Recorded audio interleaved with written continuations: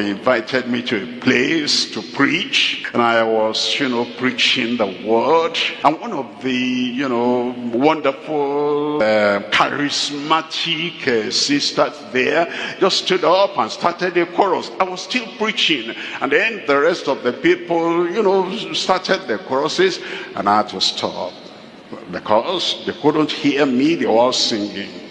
And eventually when that fellow stopped, calmed down, I started preaching again. And then another person, liberty from the membership, also started another kind of singing. Then I realized that preachers have liberty to preach, and members have liberty to do whatever they will do to say, and that's enough, or we agree with you, or whatever.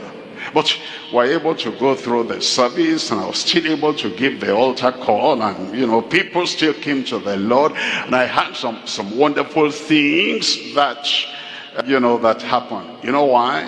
Because I myself, as the preacher, when that sister stood up there and started singing chorus, I exercised caution. I knew it's not my regular assembly.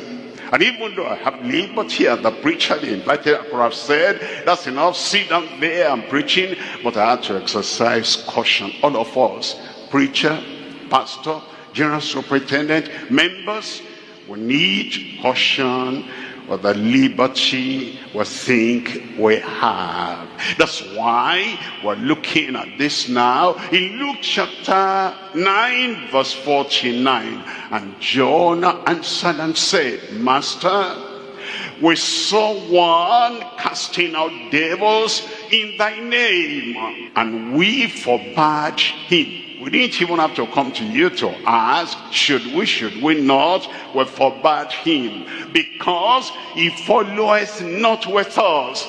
Verse 50. In verse 50, and Jesus said unto him, forbid him not, for he that is not against us is for us.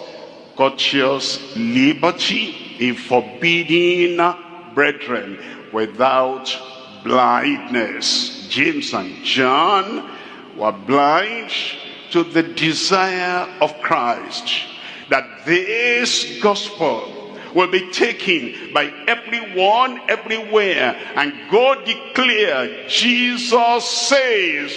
And if they have any challenge like sickness or demons, cut them out. They were blind to what Christ wanted.